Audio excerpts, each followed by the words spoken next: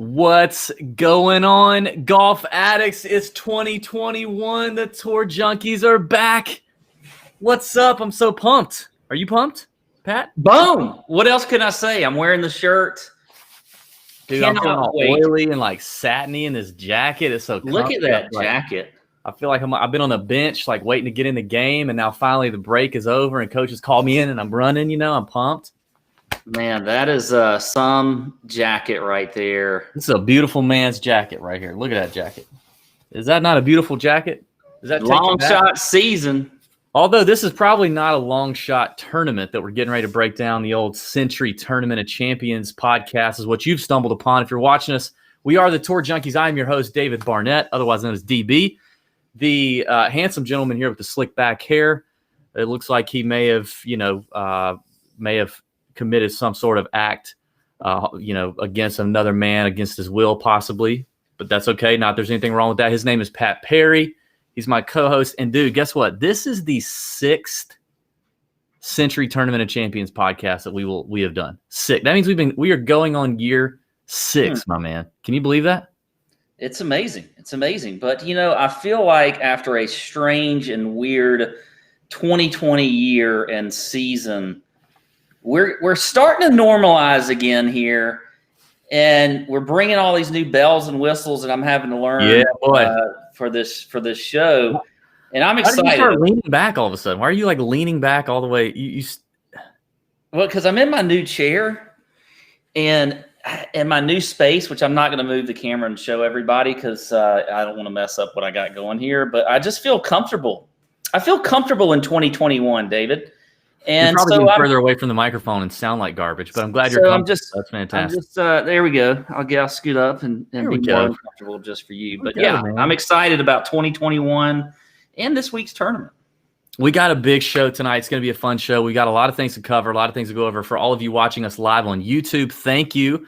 You are a part of the show. And this year in 2021, we got all these new bells and whistles Pat's talking about. We plan to make you an even greater part of the show live, and it's going to make for a better experience, I think. So if you're not watching us on YouTube, you need to get to YouTube. If you're listening to this on Apple Podcasts or Spotify, thank you for the listen, but you need to make an appointment to join us live. And every Monday night around 8:30-ish, depending on when Pat gets his happy ass here, make it a point to get here. And if not, watch on YouTube as well. It's a good time. But one of the things that is new this year, Pat, I want to get through this, is we got a secret weapon. We got us a secret weapon this year. He's behind the scenes right now, but I'm going to ask him to come out to the front, and that is producer Sam Kotler. What is up, Sam? Thanks for doing this, man. We appreciate it. Oh, no, this is awesome. Dream come true. Sam, to be in the wine cellar and the tarmac with you guys is a dream come true. I mean, the wine cellar is way more fun, believe me, Sam. Probably true. They both seem fun. Equally fun. We've been working with Sam for almost a year now, behind the scenes on some TJ stuff. But Sam's got a lot of experience doing stuff like this. He loves golf, gambling as well. We're not going to ask him for a lot of picks. He doesn't want to do that. But Sam, you got a good background. What are you, like, third generation sports handicapper, sportsbook guy or something? You always say that. That's close. You're on the right track. No, my family has been in the casino industry for 40 plus years. Also the golf business. We own a golf property up in, can I plug? Shout out. I mean, no free ads, but you're producer Sam, so we'll let you go ahead. Yep. Mountain Valley Golf Course up there in Barnesville, Pennsylvania. Give it a Google. 36-hole golf facility. I grew up working there. Had a career in television, and now here I am on YouTube, etc. with you guys. Life comes at you fast, man. You had a career in television, and now you're doing this. I don't know what to say. Sports betting content is where it's at. I've been a fan before I was your business associate. I was a fan of this show and the community of golf nuts that you guys have assembled, and I love it. And I'm excited to be more a part of it. And I'm in the nut hut too. I've been vastly improving with all of the tips that many of you are giving me in the nut hut, so I appreciate it. Yes, you're kind of a taker in the nut hut, though. We need you to give a little more. You get in there and you take. You need you to give a little bit. Yeah. But Also, producer Sam, this. We got to talk about podcast juice to start off 2021. Okay. And as since you're our guest and you're our guest, and even though you're running the show, what is the podcast juice of choice for you down there in the Props Network basement you got? Well, this is a bucket list moment to be asked about my podcast juice from the real inventors of the transfusion, or not inventors, those who brought it to the internet. Yeah. I'm having a Blue Point toasted lager, local from here in Long Island. So cheers to you guys. Nice. I like it. Oh yeah, Sam's I'm in Brooklyn, New York. Okay, I'm in Brooklyn. Anything else you need to tell us, Sam? Sam, are you married? Are you single? Are you looking for love? What's the deal, Sam? Like, I'm engaged. What's the Tinder bio say? Oh, no Tinder bio. Okay. Yeah, no, I've been engaged since before online dating. So I don't know about that. But to a beautiful woman, Brittany, who just discovered video game golf yesterday and is already kicking my ass at PGA 2K. And I think this is good. I think tough scene there. Yes. What a special lady. Yes. But I think this is good. This is a big step. And soon she'll be hitting the course. So Sam is going to do a lot of things. He's going to run the show. He's going to run the YouTube live. He's going to manage some comments on YouTube as they're coming in live, as well as Twitch. We're going to work in hotline bling a little bit more this year. Not today, not tonight, but this year we're going to work that in. Yeah. He's going to manage some voicemails from the listeners, some live call-ins potentially. If you got a hot take, if you're a listener with a hot take, or you got a really good idea or a question or something like that, we can bring those in. He's going to add some color, some questions to the show. Maybe if he thinks me and Pat are, maybe we're getting lost on some ridiculous tangent. Hopefully he can steer the ship. Yeah. So it's going to be good to have Sam here, Sam Kotler from the Props Network. Check out thepropsnetwork.com. We've been working with these guys for a year now and love it. You can find some of our content over there as well. It's good stuff. Thank you, producer Sam. You may now go behind the scenes if you like. I know you don't like to be on camera, so. No, that was great. Thanks, fellas, and look forward to chatting with all of you guys in the chat. It's going to be good. Pat, we got to tell the people about some content and what to expect this week and in the coming weeks for 2021. I'm excited about it. Tonight or tomorrow, you're going to see the 10 facts. So the 10 facts are going to be out for the Sentry Tournament of Champions, as they will every week, usually late on Monday or Tuesday morning. You'll get my Big Balls betting card is continuing. That'll be out Tuesday with a revision on Wednesday based on some things that we may see changing. That'll be out this week. And then I have a new article coming out, Pat. A new article I'm working on. It's going to be my monkey knife fight lock of the week. I'm going to find one prop bet on monkey knife fight that I think is the best prop bet on the whole website for golf that I think you can lock in. I'm going to give it a rating system as to how confident I feel. I started playing monkey knife fight last in the fall and hit like every single week except for one. There's a lot of dialogue in the Nut Hut with monkey knife fight as well. I think there's an edge to be had on monkey knife fight for golf. So I'm going to post that. That's going to be a short read, easy money is what that's going to be. And you can sign up for an account at Monkey Knife Fight wherever daily fantasy is permitted. So you don't have to wait on like legal sports betting to hit your state. But wherever it's, DraftKings is permitted, you can probably play Monkey Knife Fight. And promo code Tour Junkies gets you the deposit bonus, the maximum deposit bonus offered anywhere. So head over to Monkey Knife Fight. It's prop betting. It's fun. It's simple. And I'm going to find the best bet every week, and I'm going to pump that. That'll be out Tuesday as well, or maybe Wednesday, depending on weather, tee time draw, stuff like that. All that coming out this week. Chalk Bomb. We're going to get a bunch of emails and DMs about this. We are, don't you? We're going to get a bunch of them. For sure. The Chalk Bomb is starting next week with the Sony. When we have a full field, we're going to do the Chalk Bomb. No Chalk Bomb this week, okay? But the Chalk Bomb is back. It's going to be just as killer as ever. Starts back next week. You're going to want to catch that. Also, we'll be in the Nut Hut chat every Wednesday night, of course, throughout the season. These West Coast events I especially like, Pat, because I can get in there. If I miss Wednesday night, I can get in there on Thursday morning before the guys tee off and mix it up with some folks. So we plan on doing that as well. We've also got some new video content that I'm excited about coming to the YouTube channel. Pat, I'll let you start with your plan because I really actually don't quite know. But why don't you start with your plan on the YouTube video? You kind of know. I mean, I texted you about it, but yeah, we are going to make some changes to the Fantasy Golf Sommelier. So it is not going to be in written form anymore. It is going to be in video form, which I think opens up all kinds of possibilities. I mean, yeah, you may see me in my bathrobe, half naked, like if you're in the Nut Hut, that's my picture. You may see that during the video. We're trying to gain viewers, or what are we trying to do? We're trying to throw people off. They love it. But I'm gonna do a video version of the FGS, the Fantasy Golf Sommelier. So we're gonna talk a little bit of wine. Okay. I'm gonna give you. I'm not gonna necessarily go with my favorite plays of the week, like the top guys. I'm gonna go with the stuff that I really like to do in the Fantasy Golf Sommelier. So that's gonna be your $10 specials. Okay, so your bottom shelf specials, your cheap plays that I like.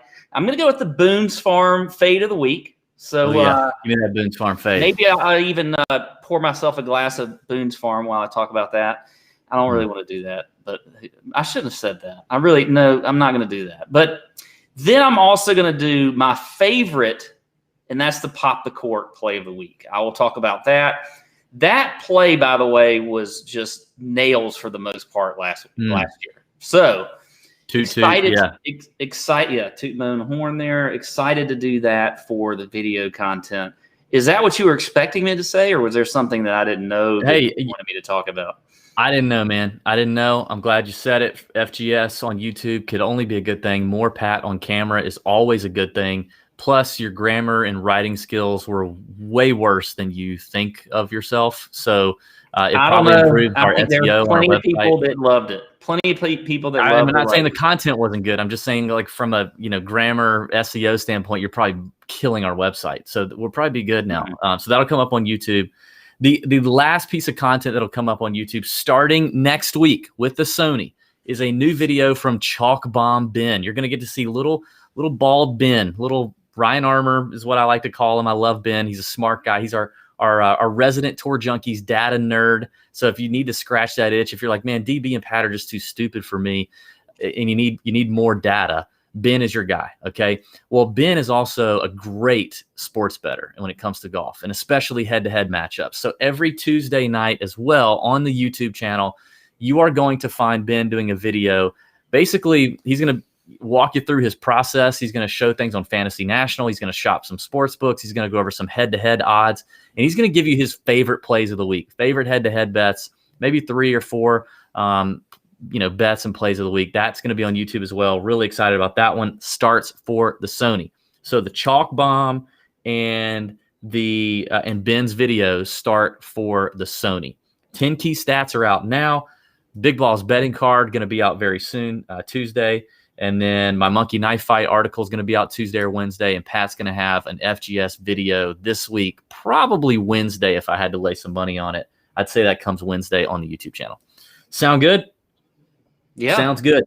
All right. The big thing we got to cover right now, though, is the one and done, the massive one and done competition. And I know this feels like a lot of announcements, but there's a lot of stuff to get out the way. We'll get to the picks here very, very shortly.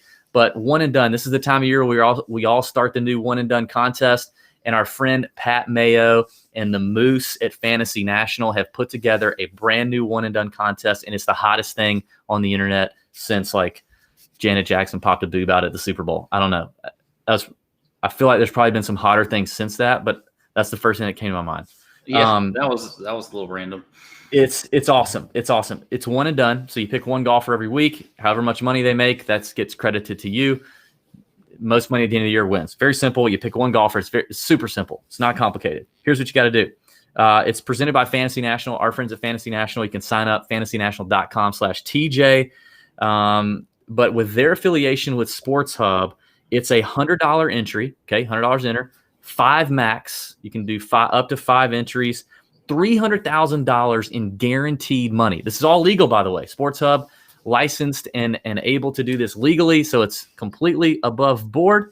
$300,000 guaranteed money and $30,000 to the winner. $30,000 to first place, but it's a nice flat payout structure. So they pay out to the top 500 teams, and there's 3,300 entries. Now, it's as the time we're recording this, it's already like 2,500 entries. So if you want to get in, you better get in quick. And guess what? We have a free entry to give away right now. Okay.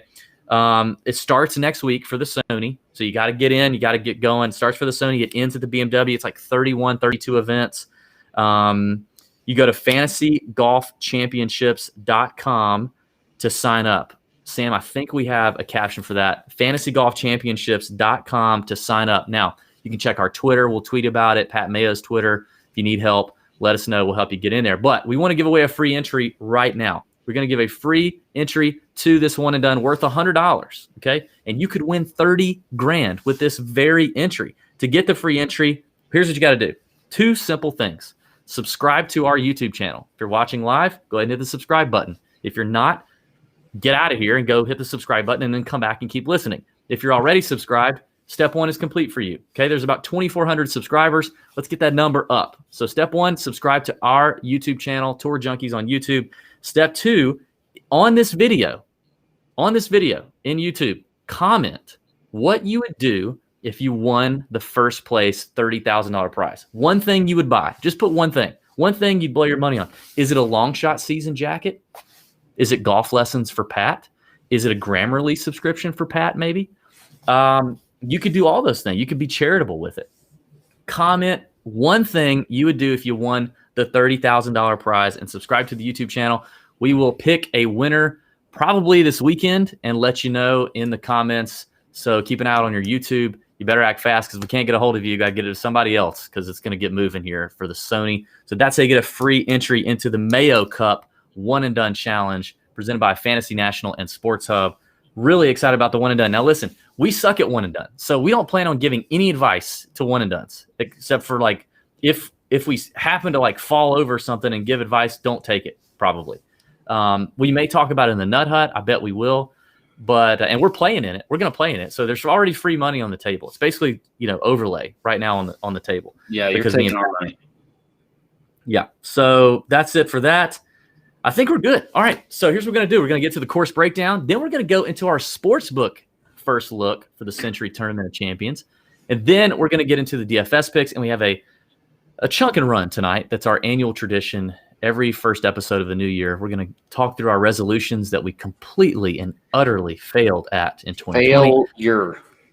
And then we're going to talk about new resolutions for 2021 that are golf-related and non-golf related. That's at the very end. But for now, let's get to the course breakdown with Mr. Pat Perry. And I need to take a drink of my I didn't even mention my podcast juice, Wild Leap vodka. Not straight out of the bottle. I didn't mention mine either. I'm just going with we got Sam's and didn't get ours. Yeah, I'm going with a little Yingling. Little, just some Yingling brew today. Very plain, but it's what I had. Okay. All right, hit us. Let's get into the course. We're at the Plantation course at Kapalua. It is a par 73. Yes, you heard that correctly, par 73. Very unusual on tour. You only have maybe a couple of those. Playing almost 7,600 yards. This is a Core and Crenshaw design, or they restored this course in 2019. No major changes, though, since then. We've got 42 players in the field this week. No cut. We've got Bermuda grass, tee to green, and these greens pretty much roll true to form as far as Bermuda is concerned, but they're not particularly quick at all. As a matter of fact, they'll be just over 10 on the stent meter. So really pretty benign greens, relatively flat.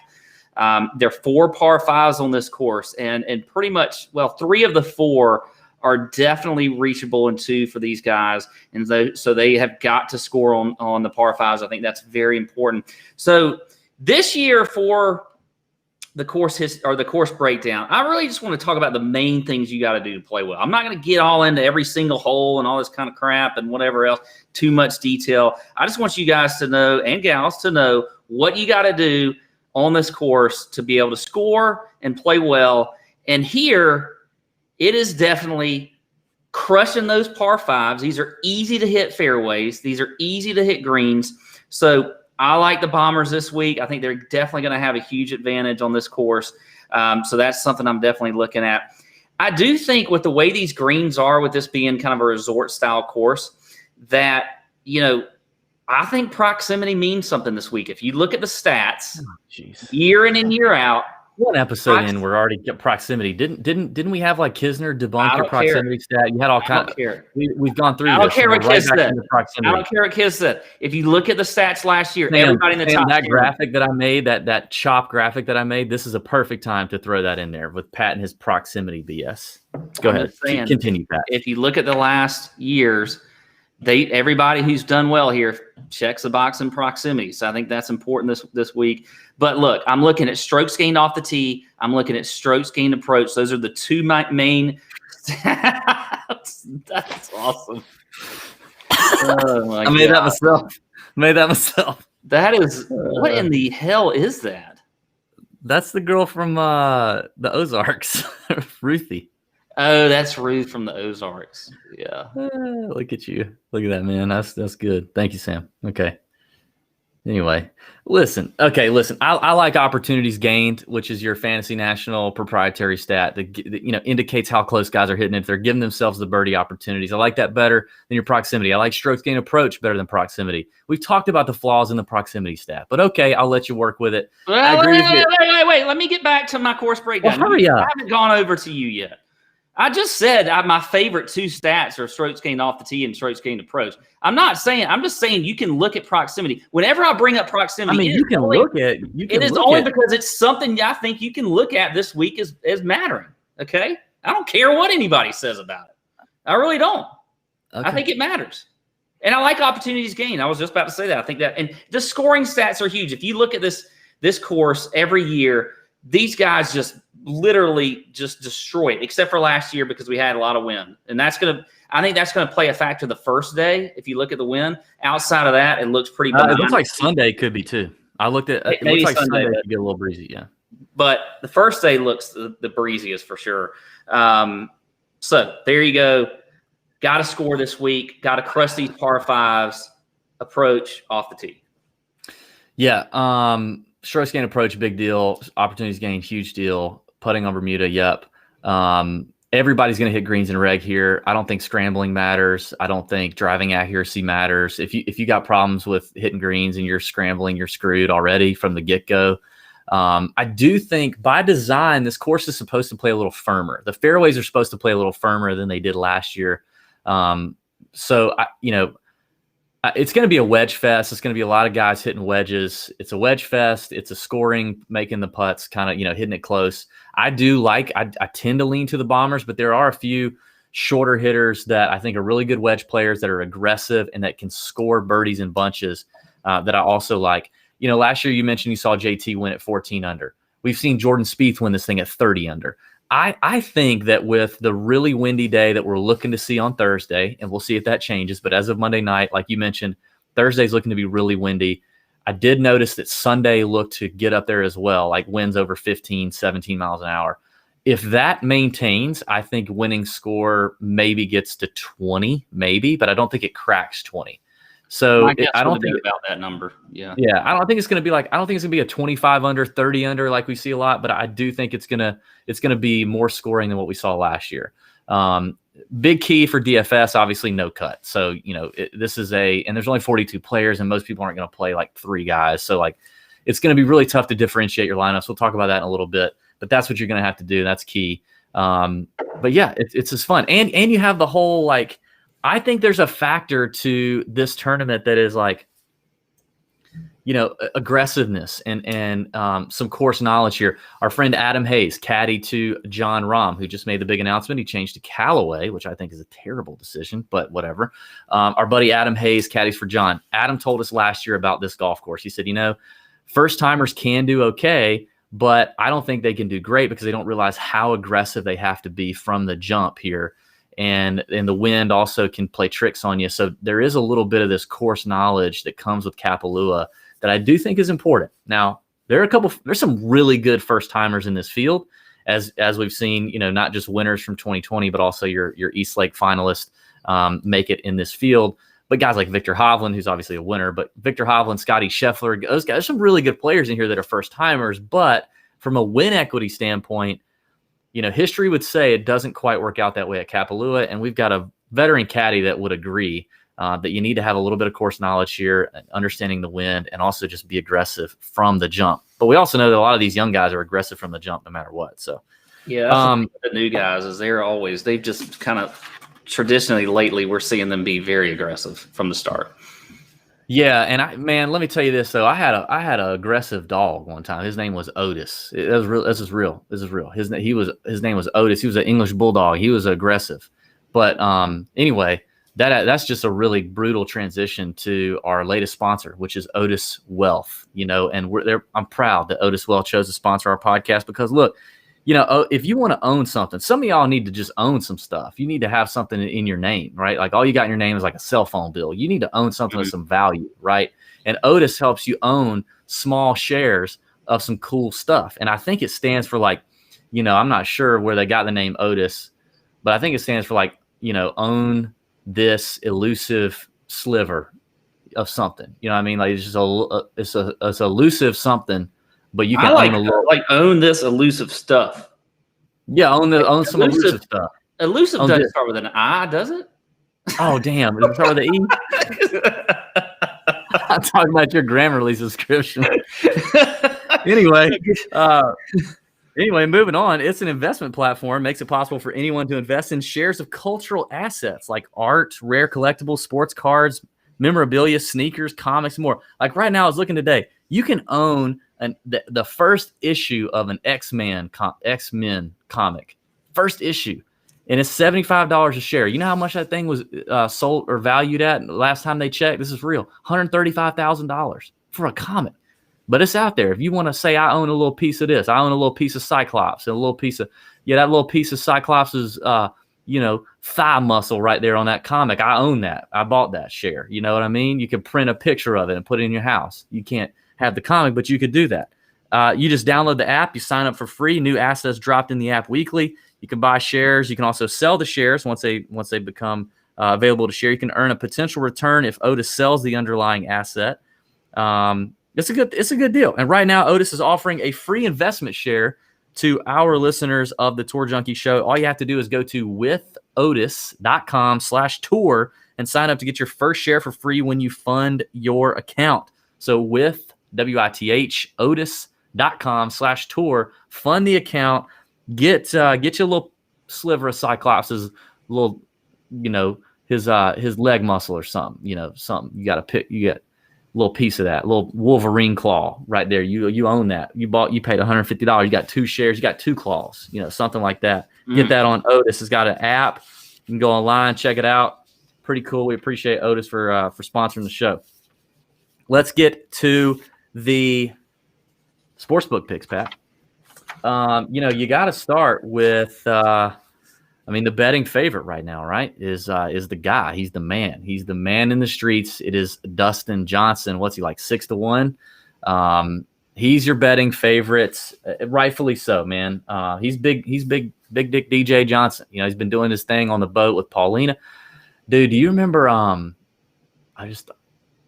Have you seen? You haven't seen this, but on TikTok, there's these things going around that say like, "Tell me how old you are without telling me how old you are," or "Tell me like how your man won't cheat on you without telling me your man won't cheat on you." You do like, I see that on Twitter too. I see it on Twitter.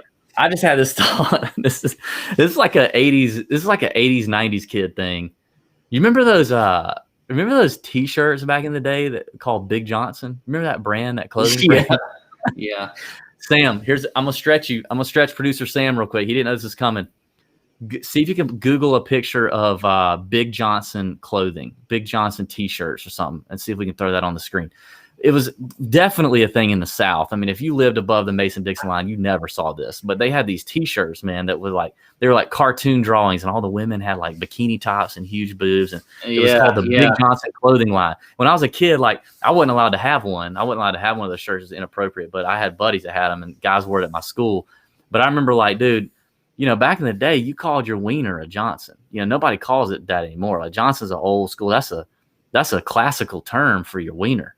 Nowadays, but you used to be able to call it that. I mean, I would meet people whose last name was Johnson and immediately think of wieners in that T-shirt. Or if you saw a bottle of shampoo, Johnson & Johnson, that's what you thought about. But now you don't really think about that. But I was thinking DJ is really the Big Johnson of 2021. He was the Big Johnson in 2020. He's the Big Johnson in 2021 coming into this thing. That's why he's the favorite. But the Big Johnson clothing brand was that was a hitter.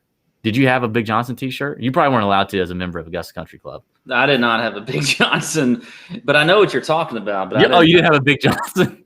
You just want to go ahead and confess that in front of everybody. I did not have a Big Johnson T-shirt. The Big Johnson T-shirt. You said I did not have a Big Johnson.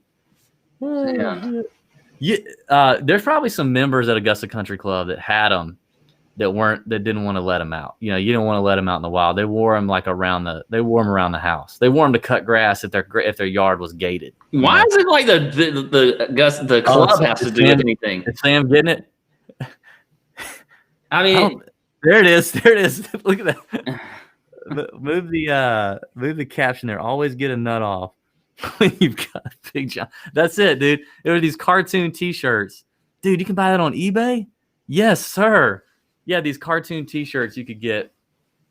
Oh man, there were so many of them. And you would go to like a different town. You go to a mountain town, and you'd have some mountain town would have their own Big Johnson shirt, or oh dang. Takes me back. Anyway, I'm not betting DJ. I would never bet DJ at 6-1, but he's definitely the favorite for sure. I'll stop talking about Big Johnson now. Pat, if you had $100, and all you could do is bet on one guy. Hey, thank you, Sam, by the way, for bringing that up. That's sharp, man. That's why we're paying you the big bucks. Pat, if all you had was $100 and you had to lay it down on only one golfer, only one, in hopes of a return, who you betting on? As he takes a sip of his Yingling. Yeah, $100. Because this is kind of like you're kind of thinking through win equity. You got one bet. Yeah, I'm definitely thinking win equity. You're thinking win equity, so it's probably a shorter guy, but it may not be DJ at 6-1. Like we want a little bit of value. Like what's it going to be? You probably hate this. I'll go Bryson. Oh my God! For real? This is a wedge contest, man. Bryson is going to suck here. This is a wedge competition. He sucks with wedges. I don't like it. I think we're seeing a different Bryson now. And I'm not looking at 2 years ago or whatever he was last year. I think Bryson. I think Bryson's going to destroy this course. I think he's going to destroy this course. What are his odds? What is he at? 11-1. He is fifth as far as odds are concerned. Bryson. Wow. Okay. I think I would go. I don't like to bet the short numbers, but if I could only put $100 on a bet and I had to give me one name, this is very close between JT, but I think I would actually go Xander at 10-1. Xander's a winner here. Should have won last year. Should have won in the playoff last year. Fantastic iron player here. Great record here. And I don't know, I always talk myself at a tournament like this. It's the first event back. It's tough to go off a recent form because you don't know what these guys have been doing. You're kind of thinking through mindset as they get to Kapalua, as they get to Hawaii. Like, what are they doing? What's the mindset here? I just feel like Xander's a hungrier dog right now. I think JT is fully capable of obviously winning this thing, as he's proven.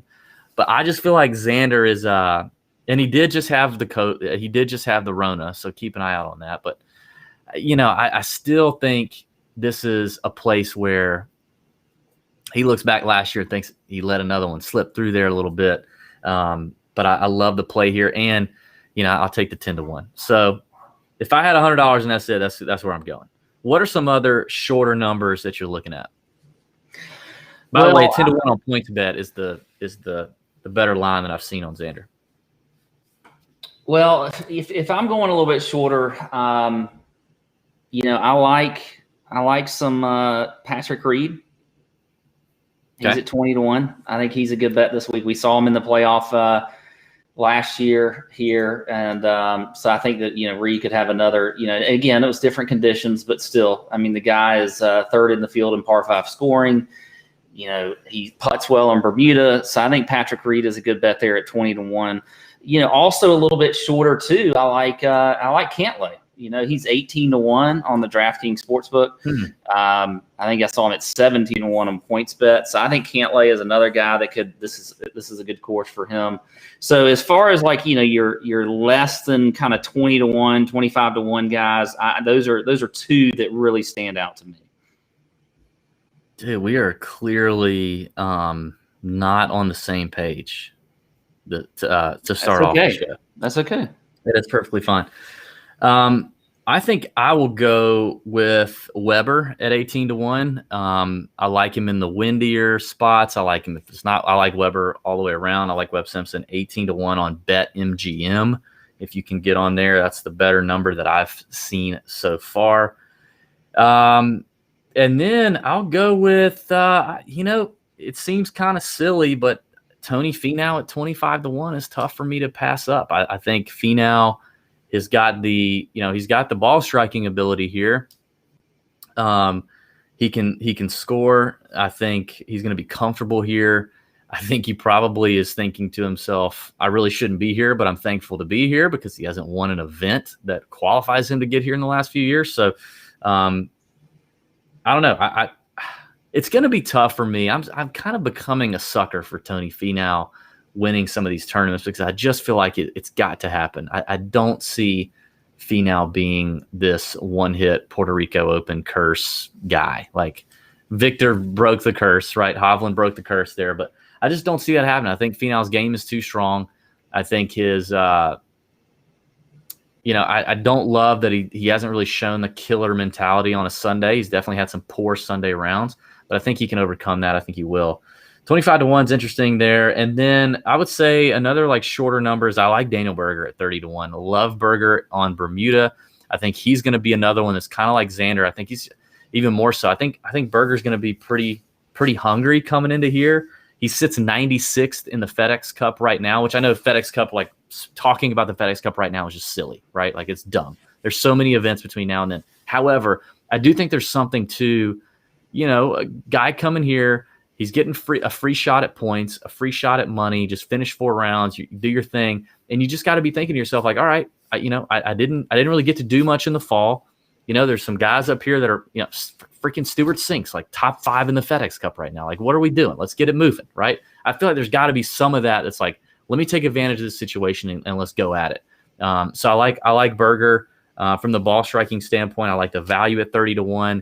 And I got a pretty good Berger radar. We hit Berger at 70-1 at the Schwab, the first event back after the Rona quarantine deal. So I got a good Berger radar. So I like him at 30-1. Yeah, Berger was one of the ones that I liked as well. So I'm totally with you also on that one. I like Scotty Scheffler at 40-1. I think this is going to be a huge year for Scheffler. I do too, but I don't like the win equity first timer here. And he's just been a little inconsistent. Like I think that, again, we talked about really talented first timers that are in this field that are aggressive or whatever. I would rather bet the shorter Victor Hovland if I was going to bet one, but I don't know. Sky's been a little inconsistent. You got to admit he's been a little inconsistent. Yeah, he has, but I still just look. They've had a decent amount of break. There's a lot. You could talk about first timers and whatever else. I don't know. I'm not really buying that a whole lot. I just think in general he's going to have a good year, but I also think he could really play well on this course. So I like Scheffler at 40-1. I don't mind Hovland either. As a matter of fact, I'll probably talk about him in a little bit here when we get into the DFS picks. Going pretty long though, at 90-1 on the DraftKings Sportsbook, I'm going to go with my boy. And here's another first timer here because he's never won before until this past year, and that's Jason Kokrak. Get him at 90-1. I like him on this course. I think that's a good number. So I'll go with a little Kokrak if we're talking less than 100-1. Okay, so you're not buying the Adam Hayes first timer narrative very, very much, are you? Not a whole lot. I'm not going to let it dictate, like control the way I want to bet or play DFS or whatever. I get that. Okay. I don't love Kokrak here. I do like Kokrak in general. I really, really, really love Joaquin Niemann at 40-1. Played here last year for the first time. I believe he finished 5th, maybe 7th last year. Where did he finish? He finished 5th last year, his first time out. Yeah, I love him if it's windy, especially. Great wind player. Low flights it down low. Good, solid iron play. I think Neiman took a step last year as a player, and I think he takes another one this year. He's top 5 in this field, even in this strong field. He's top 5 in driving distance, strokes gained off the tee over the last 24 rounds. He's not terrible on Bermuda. He's not fantastic, but he's not terrible. Strokes gained approach, he's top 3rd of this field, kind of. So I like Neiman at 40-1. I like that win equity there. And then I get a little bit longer before we get into the bombs. By the way, Neiman's on PointsBet. That's a better option. I like our boy Kiz at 66-1. I talked about a few minutes ago a few shorter hitters that I think could win here. And Kiz is definitely one of the shorter players in the field, but one of the best wedge players in the field. Very comfortable putting on Bermuda. He's got some experience here around Kapalua. It's not let's see, where's old Kisner at? 14th last year, 17th in 2018, 9th in 2016. Nothing to be super pumped about. But I think Kiz, listen, again, it gives you the wedge play, it gives you the Bermuda, and he's a good player in windy conditions. If you got to grind it out, if this thing becomes where a couple of the rounds are really patient, grinded out rounds, that can be Kiz. But we also know he didn't get the hashtag who lit the Kiz for nothing. He can get hot. If he's on, he can fire at pins. He's very aggressive from a mentality standpoint. He's an aggressive player. I think he'll want to take advantage of this opportunity, and I like him. He's at 66-1 is the best number I've seen, and that is on BetMGM for Kiz. Finally, before I get into the triple digits here, last I checked, and I think this number is going to be shorter if it's not already, but last I checked on PointsBet, Cameron Champ was 70-1, and I really like the win equity on Cam Champ here at 70-1. Absolute nuts the golf ball off the tee, hits it as far as anybody. Finished 14th last year, 11th the year before that. So third time around, Kapalua probably feeling a little more comfortable, understands a little bit more what he's got to do. But you talk about checking boxes. I mean, Cam Champ checks a ton of boxes, and he's coming off a 19th place finish at the Masters, an 8th at the Zozo, top 10 at the PGA in a big field, strong field. So I think Cam Champ is a player to look for. And if you look at his putting splits, the only surface where he's positive on putting is Bermuda. Now, it's not by much, but it is the only surface where he's in the positive. And I think 70-1 is a big number for a 2-time winner on tour that's competed in a couple of majors, that has a ton of distance. And, it's all about really, can he get his wedges dialed in and make a couple putts. So I really like that about Cam Champ. Who do you think's the most overpriced player in the field? So you're looking at shorter numbers. Who do you think you just look at and you're just like, man, that's way too short for that guy. Shouldn't be that short. I'm putting you on the spot here. Yeah, you're putting me on the spot here. I'd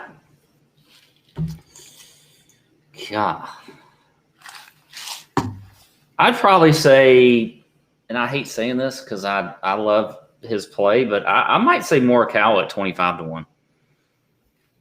Yeah, I don't hate that actually. I mean, I don't hate that call. Yeah, okay. I think he just hasn't really been all that great lately. Go ahead. I think Cantlay's a little short. I don't like Cantlay. You mentioned Cantlay, 18-1, not checking the boxes at all with his irons at the end of 2020. Pretty rough there. Doesn't check the box putting on Bermuda. Now he did finish 4th here last year, 15th in another attempt in 2018. But I don't know, from an iron play standpoint, just overall consistency. If you look at his recent finishes, he won the Zozo, which is fantastic, but he also finished 38th at the CJ Cup short field event. Didn't do much of the U.S. Open, missed the cut at the Northern Trust, didn't do anything at the PGA. I don't know. He hadn't been quite the same since late summer, other than the win. But I don't know, 18-1 when you've got guys behind him. I mean, I think Reed is a better option. Webb, I like better. I like Hideki. I like a lot of guys behind him. So I think Cantlay is probably the overpriced guy for me. Any bombs? Any triple-digit bombs you like? I got one in here, and I think this is just a price that I'm not sure. I can understand it, but I think he could easily be shorter, and that's Sebastian Munoz. And now look, he's another guy. This is you want to talk about his first time or whatever. I like 150-1 is a big number. I mean, 150-1 for that guy is a big number. A guy that we've seen play very solid this entire year and had a great first Masters. I mean, he was in contention for a little while. Definitely has plenty of length off the tee. Good approach game. I mean, I think that's a good number for him. So I like if I'm talking bombs, getting him at 150-1, I think is a pretty good number. Yep. I had Munoz written down. Completely agree with you there. 150-1. I think right there with him, Lonto Griffin at 150-1 is another one that I would look at. Hits it far enough. Definitely an aggressive player. Putts pretty good. Can score on par fives. I think Lonto is definitely at play here. And actually, I think Lonto played here last year, so this second time around he finished 13th. 150-1 in a 42-man field. I think that's a big number. And then I think you got to throw a little bit of like a quarter unit on Martin Laird at 250-1, who we just saw win back in the fall. Actually took some money right out of our pocket because I think we had somebody that he stole that from. But if you look at it, he checks some boxes. I mean, great iron player. He's notoriously a good wind player. Martin Laird can definitely play in the wind, but he just won in October. So like a lot of these guys we haven't seen since even the Masters, right? So he won in October. He also played the RSM. He sucked. Played the Houston Open. He sucked there, but he played here in I want to say he played in like 2012, and he was runner-up. I mean, I don't know, that was a long time ago, but 250-1 for a guy who won in October and is a ball striker, can play in the wind. Throw a little $4 on there or something. I don't know, like throw a little something on there. I think Martin Laird is worth a look at that. And actually, looking at some top tens, if you look at BetMGM, Lonto's 5.5-1 on BetMGM as a top 10. Again, it's a 42-man field event. Sebastian Munoz is 5-1 as a top 10 on BetMGM. I think those are interesting numbers to take there to add that to your betting card, supplement, maybe the long shot aspect of it. And then I think 10-1 on Martin Laird is a pretty big. I kind of like the 10-1. I kind of like Laird as a top 10 as much as I like Lonto and Munoz, and I get him at twice the number. So all three of those on BetMGM as your top 10 bets. Those are the longer numbers that I could find. So there you go. I guess one more top 10 would be Ryan Palmer at 4-1. Just Ryan Palmer, long hitter, plays okay in the wind. Played here last year. I think he squeaked in here last year because of the Zurich Classic team event. 4-1 in a field of 42. He's popped up and had a runner up here and there. I think Palmer's interesting there as a top 10. That's it for me. I got a couple in here just in top 20. Actually, you can get on DK Sportsbook, but I mentioned Sebastian Munoz. You can get him at 1.5 plus 150 to finish in the top 20. I mean, I think that's look. He's got to beat 22 guys. Okay, so whatever. I think he could easily finish in the top 20. You get plus money there. Also, the Swaffer, Hudson Swafford, you can get 3-1 on him to finish in the top 20. I like that as well. Don't tempt me with Swaffer. You can actually get plus money on him to finish in the top 30. He's at plus 110. So all he's got to do is beat 12 guys. 12 guys. That's pretty good. Okay. All right, so there you go. All right, we got to move along here. We got to move quickly. Let's get into the DFS side, Pat. Let's talk a little bit of DFS for the Sentry Tournament of Champions. This DFS portion brought to you by our friends at Wine Access. Now, listen, okay, we all know Pat's a huge wine lover. I like some wine, okay? I didn't know how much I like some wine until Wine Access sent me some freaking awesome red blend wine that I finally like and I can actually afford. But Wine Access, our friends, you know, some of you guys, y'all need to impress somebody. You know, you need to impress. I talked about it earlier. You need to impress a person, a lady maybe. If you're one of the 2 ladies that listens to us, maybe you need to impress your man. You know, with some good wine and like, you know, something about the wine, right? So that's why we're excited to share Wine Access. It's the best place to restock your collection. Pat, you know, you just got some. Have you found a bottle you like? A little tip you want to give the listener? You're the sommelier here. Well, you know, they actually, and I got to bring up a rosé. They actually sent me a rosé, and it's called Lorenza. And let me just tell you, this place is fantastic because they give you some notes.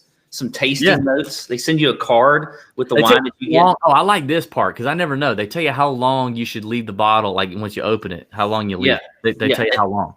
That's pretty cool. They give you some tasting notes so you can act like if you're if you're bringing it out at a party, you can like talk about it like you're smart or something and you know your wine. So that's really cool. So I think, you know, it's a fantastic site. And the wine they sent was great. I really enjoyed it.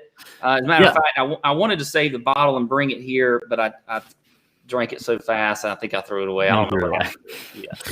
So, well, anything you order, you get 100% money back guarantee. If you don't like it, you can get your money back. They get wines from places that a lot of local stores can't get. They make it easy for anyone. They make it easy to drink well. If you're a beginner or a connoisseur, whatever you got, starting at like $10, $15, all the way up to triple-digit wine bottles if you want that. They're curated by a decorated team of in-house professionals, and they have a master sommelier on staff that picks wines, that knows these wines, not like a fake sommelier like Pat, but a master sommelier. They tell you the story about the wine. They tell you everything you need to know, and you get the world's most renowned wines and under-the-radar winemakers as well. And they source them. A lot of times, they can source them directly from the wineries themselves, so they don't have the middleman. They cut that out. What I also love about it is you can shop on the website by occasion or by category or by pairing. Because a lot of times, like, that's what I don't know. I'm like, okay, I need a bottle for some love making. You know, like tomorrow or next weekend on a Friday, I plan on making some love. Like, what kind of wine do I need? You can shop that. Maybe not exactly that category, but around there. You know what I mean? You could say, you know, I'm pairing this with a ham sandwich. You know, what kind of wine should I have with this this cut of ham? And you can get that. So it's really easy to filter and figure all that out on the website. So you go to wineaccess.com/tour. It's going to be pretty good. We know you're going to love it. So we've worked with an exclusive offer, and our listeners get 20% off their very first order. 20% off your first order. Go to wineaccess.com/tour, and your discount will be applied at checkout. Don't wait. Go right now. wineaccess.com/tour for 20% off. We appreciate Wine Access for kicking it with us for the next like 3 months. They're great people. Good folks over there at Wine Access. They read Pat's sommelier article, and they thought we were a perfect pairing. You know, like a red, a nice filet. You know, great pairing. So that's what we're doing. All right, let's get to this. By the way, can I make a correction? Sure. And I thought that I thought this in my head before I said it. But thanks to the astute chat people that are now on the right side of my screen that I used to never be able to see, Sebastian Munoz did actually play here last year. He was T17. And I believe it's now scrolled off my screen, but he was in a winning GPP lineup. So there you go. This is more reason for my man Sebastian this week. There you go. And that was his first time. Another reason to go against this whole. Actually, if I remember correctly, so this is going to contradict our Adam Hayes statement, but there were 5 first-timers that finished T13 or better last year. Now, again, there were 33 people in the field. So 5 first-timers finished in the top third, basically, last year. So it can happen. It can definitely happen. Yes, and people chatting. Pat can finally see you now. He's never been able to see you before. Now he can. So, all you effers talking about me the whole year last year. Abort your Pat jokes. Yeah, exactly. All right, we got to get through the DFS side quickly. All right, let's go. Let's talk 9K and above. At the end of the day, you got to get the 9K range right. You also got to find some leverage here. if you're talking GPPs, tournaments, 42-man field, leave some salary on the table. Okay, be creative with your lineup construction. Leave some salary on the table if you're in a huge GPP. Don't get duped. And think through ownership. Ownership is going to matter almost as much as anything, actually more than anything, if you're playing in a large field GPP. Single entry, 3 max, I don't care if it's 2,000 people or 2,000 entries or more. That's what you got to think through is ownership. I'm going to go ahead and go with DJ. I'm not going to bet DJ, but I will play him in DFS. I'll spend up on DJ. I like some names in the 6K range. I think I can pair him just fine. I think last year, actually, the perfect lineup would have had 2 or 3 guys in the 6K or low 7K range. So it can happen. I'm going to roll with DJ. I'm going to roll with Xander, who I mentioned on the betting portion. Love the iron play. Love the record here. I feel like he's got that dog in him this week. So I'm going to go Xander. And then I'm going to go with Webb Simpson. So I'm going to play the shorter hitter, but a great player in the wind. Good record here as well. Those are my 3 tournament plays. I would definitely say Xander is a cash lock if you're into that sort of thing. And I'm fading Bryson, man. I wrote it down. Poor wedge player.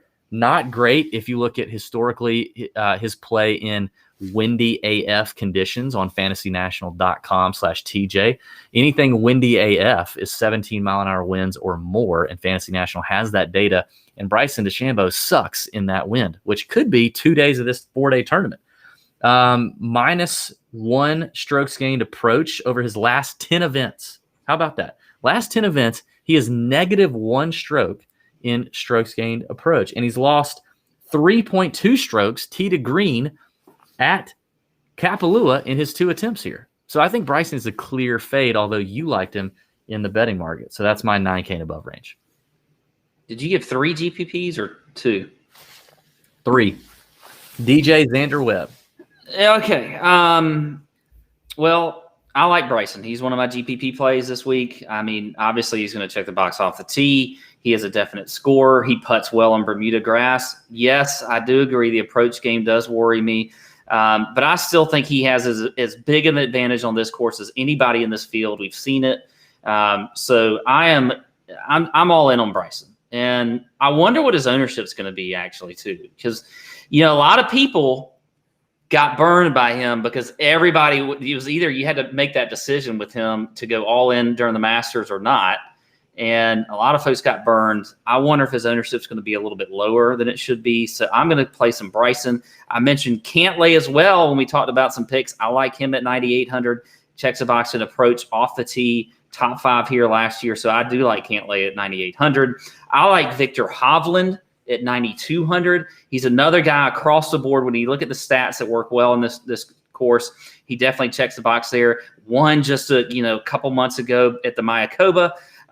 So he's coming in pretty good form. So I like Hovland as well at 9,200. And I had one fade, and that is going to be Jon Rahm at 10-4. Now look, I know it's bold. I'm going bold. Yeah, that's start 2021. But look, we know he's changing the equipment. So I think that could be somewhat of a factor. And I still think he's going to be pretty high in this week. So I'm going to fade some Rahm. I know that's way out there. I think it's purely an ownership play, and I get it if you want to do that. We'll see how the ownership shakes out. I like Rahm here. I don't care about the equipment change. These guys test this equipment long before they put it in play. Ask Justin Rose that. He went to Hanma. Like, that's a little different. Like he went to black market golf equipment. I mean, Hanma's not bad. You can't say equipment doesn't matter. I mean, look at all these these PXG people that just can't get together when they go there. True, this isn't PXG. I mean, it's Callaway. Taylor made a Callaway. I don't even know really what the difference is. I actually think his ball is going to be worse. I think the golf ball is going to be worse for him, but I don't think it's going to matter. What if he does something like he just crushes a ball that he normally wouldn't have with his crappy TaylorMade driver, and he's all out of sorts, and then we don't know what's going to happen the rest of it. All right, let's get to the AK range. Right. 2 tournament plays here for me. I'm hoping I get a little ownership leverage here. We'll see what happens. I don't know. I'm going to go with Daniel Berger. I talked about him in the betting portion. I like Berger a lot here. He loves Bermuda, ball striker, can play well in the wind. I think he's probably pretty pumped to be back here at the Tournament of Champions. He currently 96th in the FedEx Cup. Not a big deal. It's early in the season, but I think it's something that you kind of look at it and go, let me get up there in the FedEx Cup. I'm tired of seeing Stewart sink in the top 5, right? But he has played here twice, finished 14th, finished 11th, checks a lot of boxes in terms of ball striking. I like Berger. And then my boy Joaquin Niemann, who finished 5th here last year in his first time out, was a first timer there. Long hitter, can take advantage off the tee, can hit it low if it gets windy. And I think Niemann's got a really good shot here, and I love the value that I get for him down at the bottom of the near the bottom of the 8K range at $8,300. I like Joaquin Niemann a lot. My fade here is going to be Abe Answer, first timer, really short off the tee, very short hitter, probably one of the shortest in the field. He's really thankful Brian Gay's here, or else he'd be the shortest guy in the field. I think Brian Gay's actually picked up some yardage, I heard. Bermuda is clearly his worst putting surface, and Abe makes a lot of strokes up on the putting greens. Bermuda's his worst if you look historically. He's 30th in strokes gained approach and 34th in opportunities gained over the last 24 rounds in this field of 42. Okay, so 30th and 34th out of 42 over the last 24 rounds equals no bueno for our boy Abraham Answer. And he doesn't do well on par 5s. I think he's an easy fade. Okay, well, I'll start off with that then so that we can move quickly. And Answer was also my fade, so for all the reasons that you said. Nice. So I'm with you there. You didn't mention Finau, which I guess you did in the betting side. So, but he's one of my GPP plays at 8,900. I love him this week. It would be just so Tony Finau-esque to win the first tournament of this year. I love it. I hope he does. Take this whole monkey off his back about that he can't win a tournament that he shouldn't really be in. Too. Yeah, and yeah, exactly. It's kind of like Ohio State. No, just kidding. They did this too well against Clemson. I gotta give them credit against Clemson, but they only played. Put it on them. But anyway, they played great. Okay, I don't want to get into that discussion, but I like Finau. He definitely, off the tee approach, scoring. He's second in the field in par 5 scoring, so I like him this week. And then Scotty Scheffler also at 8,500. Another guy, you look at the stats this week. He is 4th in the field off the tee. He's 14th in opportunities gained, checks the box in par 5 scoring as well. So I love some Scheffler at 8,500. Would you like me to start with the 7K range, DB? Yeah, let's do it. I'm going to start with a guy that you mentioned on the betting side, and that is Mr. Cam Champ at 7,900. Absolutely love him this week. He could be in 90% of my lineups. I just think that this is a great fit for him. I'm just kidding. It's not going to be 90%, but it's going to be high. I love Cam Champ this week. Actually, let me stop you there. I don't hate it. Let's take a stand this week. It may be one of those weeks with a short field event. We haven't talked about this. With a short field event, 42 people, no cut, first event of the year. And, it may not be a bad idea to scale back the bankroll a little bit if you're playing DFS. I think in betting, you can fire away. But I do think in terms of DFS, if you want to scale back the bankroll, I get it. But whatever you do play, take a stand, and narrow down that player pool. Don't have a ton of exposure to these guys. If you normally play in full field events and you have exposure to 18 guys, right? Don't have 18 guys this week because it's a 42-man event. Scale it down and commit, and just know that you're going to have, heavier exposure numbers to these guys because there's so less players in the field. So I think that's if you have 90% Cam Champ, that's a lot, but I don't think it's astronomical. Yeah, I think you're right, though. I think that is definitely the strategy you got to look at, especially in a short field like this. So Cam Champ, like him. Also, I mentioned Jason Kokrak. I like him also at 7,300. Now, I kind of started switching this to Munoz. So I'll throw Sebastian as sort of, Kokrak, and they're right there together for me. But I like them both. I think this is a good course fit, though, for Jason Kokrak. When he won his first tournament just a few months ago, it was in a no-cut event. So a little less pressure to make the cut. I think he's an aggressive player. We know that about Kokrak, so I like that as well. My fade is Brennan Todd at 7,200. I just don't think Brennan Todd is a course for him at all. Okay. So there you go. I wrote down 2 names. One was Cam Champ. There you go. A lot of agreement there. The last one is a guy down there at the bottom. I think you get a nice nice little price break on at 7K. Ryan Palmer. I mentioned him in the betting portion as a possible top 10 bet at 4-1.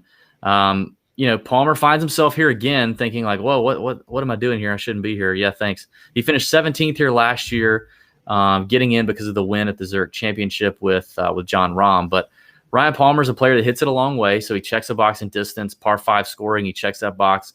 Pretty middle of the pack in terms of approach and opportunities gained. His best putting surface is Bermuda, which we get here. I don't know. I think Palmer gives you some win equity. Now, last year he finished 17th on the leaderboard, but he finished 12th in DraftKings scoring. So I think from a DFS standpoint, he's an aggressive player. He scores well. And if it does get windy, he can play in the wind. He's a pretty good wind player if you look historically on Fantasy National. And he's a Texas boy. Those Texas boys like to win. I think you get a really good price break with Ryan Palmer. In fact, I would roll Ryan Palmer in cash. I would go this low in cash if you wanted to for Ryan Palmer. So Champ and Palmer for me. My fade is Billy Ho. Out of the 42-man field event over the last 24 rounds, he's 35th in strokes gained approach, 32nd in par 5 scoring, 27th in driving distance. And he's only gained minus 3.42 strokes gained total here in 2 attempts at the Sentry Tournament of Champions. So I think I will avoid some Billy Horschel. Finally, the 6K range, Pat, in terms of DFS. I got 3 names. It's the same 3 names I talked about in the betting side. They're really the only 3 names in the 6K I will consider, and that is Lanto Griffin, Sebastian Munoz, and Martin Laird. All 3 of these gentlemen have actually played here before. Martin Laird hasn't played in a while, but he did have a runner-up finish in 2012. We just saw him win the Shriners Hospitals for Children Open in October. Good ball striker, good win player, hits it long enough. Martin Laird, 6,400. You get a nice price break there. I know we both like Sebastian Munoz, who we saw finish 17th here last year, who had a 7,500. Oh, I'm sorry, 7,500. Oh, I thought it was 6K. My bad. Well, I like Munoz. I did too. I looked at the wrong. I looked at the wrong thing. I was actually thinking, where is it? Stuart Sink. Sorry, Sink, Griffin, and Laird. I like Sink, Griffin, and Laird in the 6K. My bad. 6,600 for Sink. I'm rusty. Old guy Sink, but the dude's gained a freaking mile. He's gained so much. Do you know? Let me just tell you. In the last 24 rounds, okay, in this field, I might have blow your mind. In the last 24 rounds, Stuart Sink ranks 11th in driving distance. 11th. I can't even believe that. Justin Johnson, John Rahm, Xander Schauffele, Tony Finau, Scotty Scheffler, all these guys in this field, he ranks 11th in the field in driving distance. Like, Sink has put on a lot of distance lately, and it's paid off for him. Like, we saw his fall. I think it's $6,600. Like, it's a decent steal in DFS. If he finishes top, it's very likely he could finish top 10. You know, it's very likely. You get a top 10 out of him, you're going to kill it. So I like Lanto, Sink, and Laird.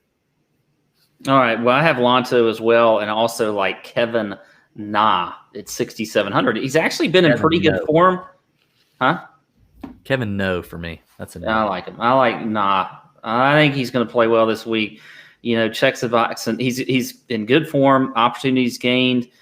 Bermuda is his best surface putting. We know the guy can just get hot with a putter. So I like some Kevin Na there at 6,700. So there you go. That completes my 6K plays.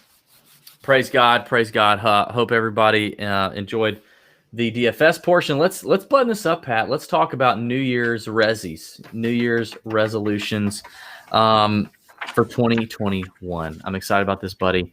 Everybody feel free to chime in if you're commenting, if you're watching on YouTube, leave us a comment on that if you want. Don't forget to get your free entry into the Mayo Cup One and Done worth $100 free entry, and your shot at winning $30,000. Okay, for first place, $300K guaranteed across the contest. All you got to do is subscribe to the YouTube channel and then drop a comment on this video telling us one thing you would buy if you won the $30,000 first prize. One thing you'd buy if you won the $30,000 first prize. Hit us with it, Pat. Let's talk about this. Last year, let's review. Okay, let's talk about our goals for golf first of all. Okay, golf goals. Last year, your golf goals were to play more golf. I'm pretty sure you did that. You did Check. that. Okay. All right, there's the one. The second thing you did is play a full round of golf without any double bogeys. Now, I would bet my left testicle you did not meet that one. That did not happen. That Okay. did not happen last year. I figured it would not. Yes. That's a shame. Your third golf goal was to pass on the love of the game to your boys. Now, I don't know if you did that. I feel like you didn't. I know, but yeah. Did you? Would you say you did, Pat? No. Okay, good. And it wasn't necessarily for a lack of trying. It's just my boys are different. One of them is just not interested in that. He'd rather, he's my nerd, and I love him. And because of that, he watches sometimes. He might be watching right now, but that's a good thing, son. If you're watching, I love you. But he's just not into the sports. My younger one now, I have gotten him a little more into golf than he was. As a matter of fact, I posted a video early in the year of his swing that got some love. Max Homa gave him some love and things like that. So I would say it was sort of a kind of a half and half sort of thing. But yeah, I wouldn't give me a check for that. All right, so what are your 2021 golf goals? Oh, I'm going balls to the wall. Balls to the wall. They are going to be crazy. So I'm trying to make my actual non-golf related ones more attainable, but the golf ones are not that attainable. But I'm going to put them out there anyway. Gain 10 to 15 yards off the tee. Oh, dang. Make a hole-in-one. And number 3, I just put win a trophy. So I'm playing several events. I don't care if it's a flight win. I don't care if it's an overall win of all, member guest. Like, I want to win a trophy. Okay. I want to make a hole-in-one, and I want to gain 10 to 15 yards off the tee. I don't know if any of them are attainable, but I'm shooting for the stars with my golf-related goals this year. Clearly. Can't wait to hear your game plan on gaining 15 yards. What is that? So Bryson's at the journey to what? 205, 215, 205. What's his journey? 205 ball speed or something? Somebody help me out in the comments. Bryson's journey to, is it 205 ball speed? What's your journey to like 130 ball speed? I'm not necessarily talking from a technical standpoint. Like, for one, I think I'm near the bottom now because I don't think I have the right driver set up. So I think by just getting some better equipment is going to help. And then some of my personal goals, working out more, eating better, things like that, are going to help me, more flexibility. That's true. They're going to help me get to that 10 to 15 yards. So Josh Kistler, famous listener Josh Kistler, thinks that the Cobra Rad may help you. How ironic would it be for Pat, the least rad person that we all know, to have a rad driver? Do you like the driver, Pat? Have you looked at it? You should get one. I haven't even looked at that damn thing. Is it ugly? I think it actually looks pretty good. I've never owned a Cobra Club, but I actually think it looks pretty good. I'm not going to get it because if I got it, everybody would be like, oh yeah, of course you did. The guy who wears this, like, I'm not going to get it, but I feel like 10. I mean, I put 10 to 15. I mean, 10 means that if you hit it in the center of the club face, you will gain 20. You just have That's to what I'm saying. Like, it's not have to swing harder. Okay, so there we go. Okay. All right. Interesting. Okay. Do you want to get to your personal goals, or what do you want to do? All right, we're real quick. My personal ones are more boring than the golf ones, but I made it that way. You said last year you would read 4 books. I'm pretty sure you didn't read 4 books. Did not read 4 books, and let me tell you, this is what you don't do when you're starting something like you that. hit 1 goal last year.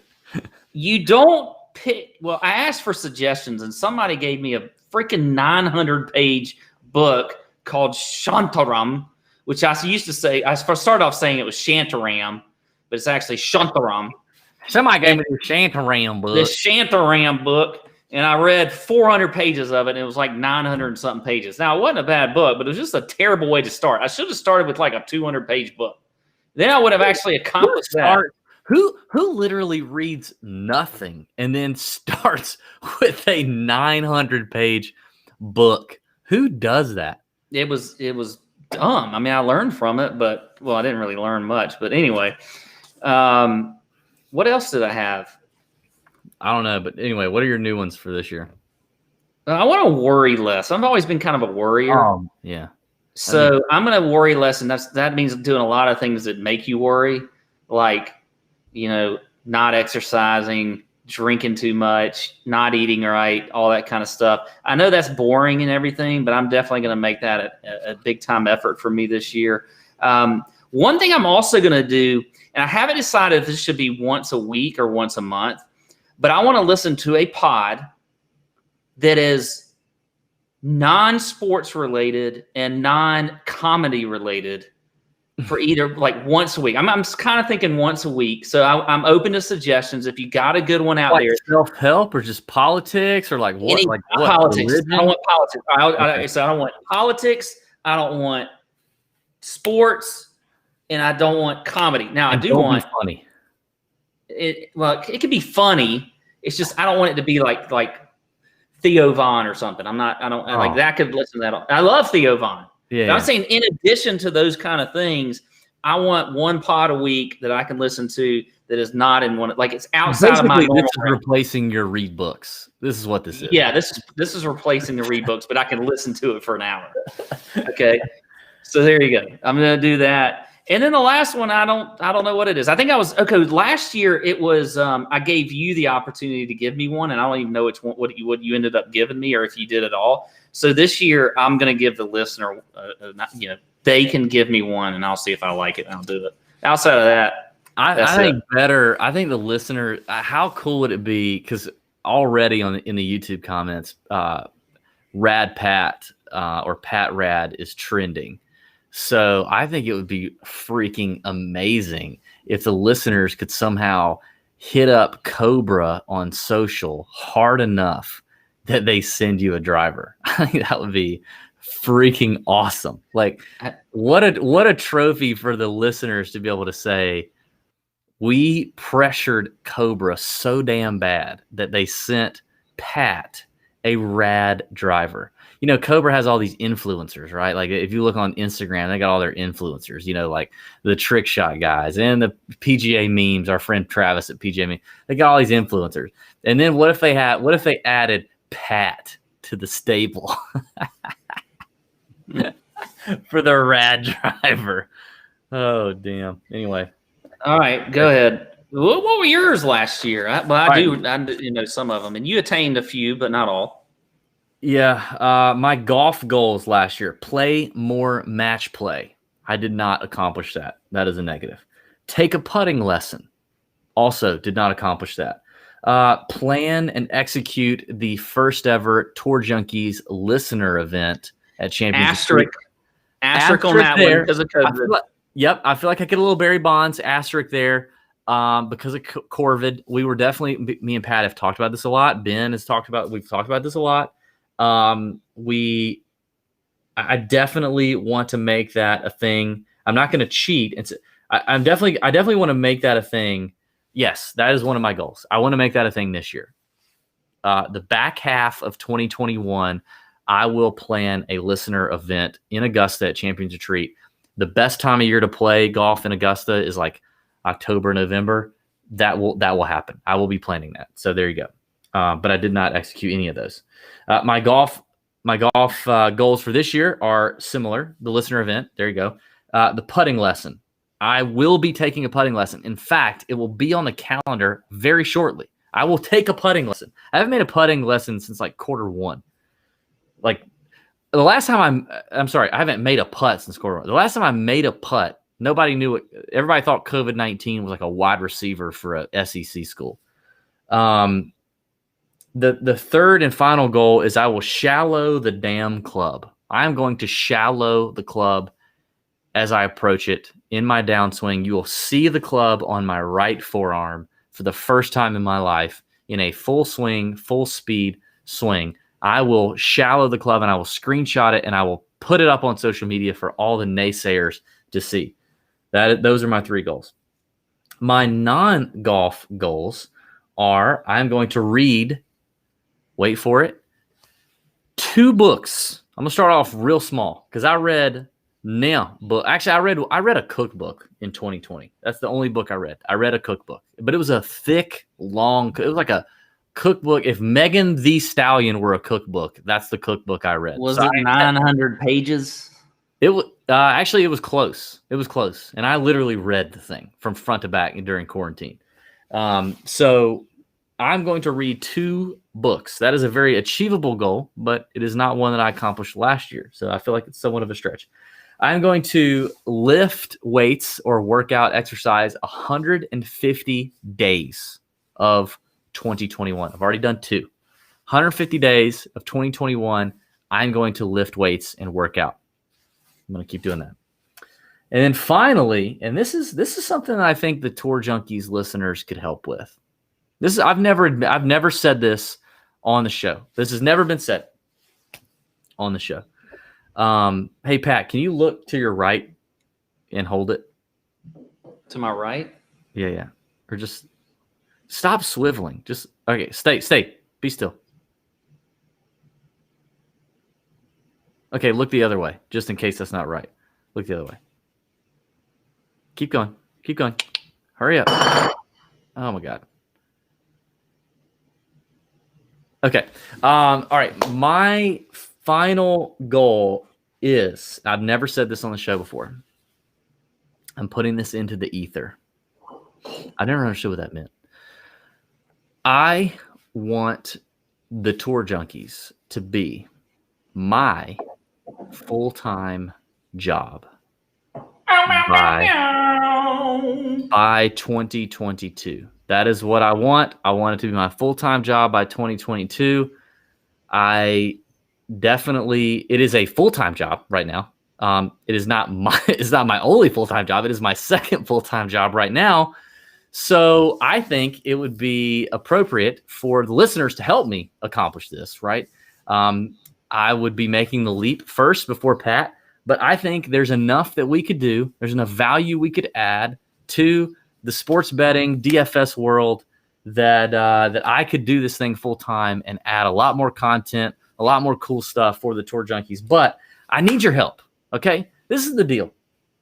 We need our listeners to help us grow. We need you to spread the word. Spread it. Tell people about it.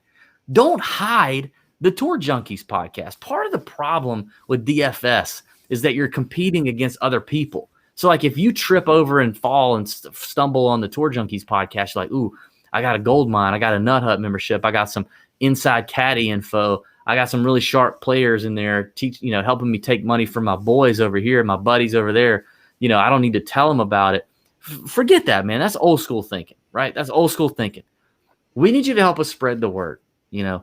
Don't be like, don't hide it. Don't hide it. You guys remember when you were in middle school and like you're in the locker room in middle school and everybody's starting to show their wieners for the first time, right?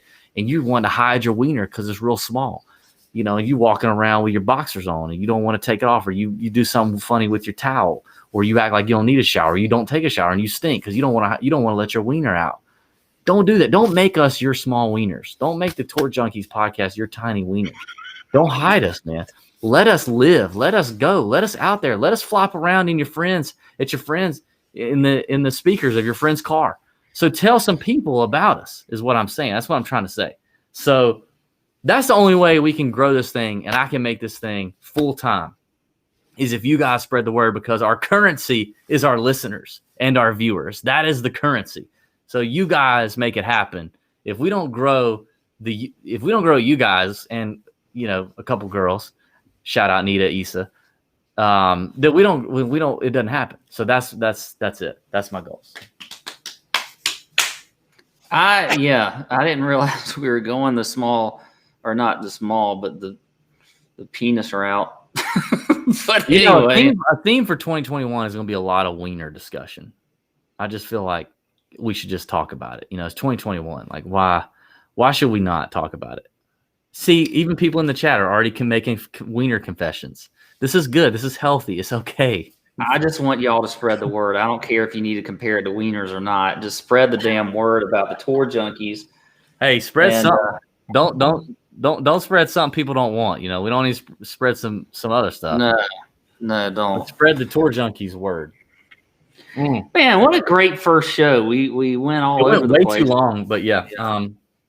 It was a good show. We had a lot to cover, a lot going on first of the year. We appreciate everybody listening, everybody watching.